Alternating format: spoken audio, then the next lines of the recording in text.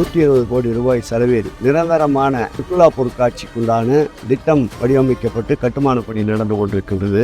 அது முழுமையை அடைந்தால் நிச்சயம் இந்த பகுதியில் இருப்பவர்களுக்கு குறைந்தபட்சம் 100 to 200 பேர்களுக்கு வேலை வாய்ப்பு கிடைக்கும்.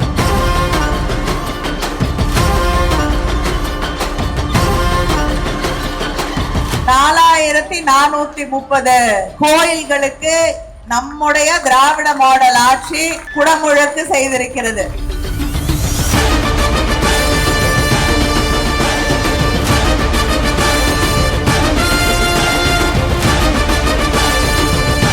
இப்படி இந்த மக்களோடு பின்னி பிணைந்திருக்கின்ற எனக்கு 3ஆம் முறையாக வாக்களியுங்கள். உங்களோடு நான் என்றும் இருப்பேன். உங்களது பகுதியின் மேம்பாட்டிற்கு உற்ற தோழனாக இருப்பேன். அனைவருக்கும் வளர்ச்சி, அதற்கு துறைமுகமே சாட்சி.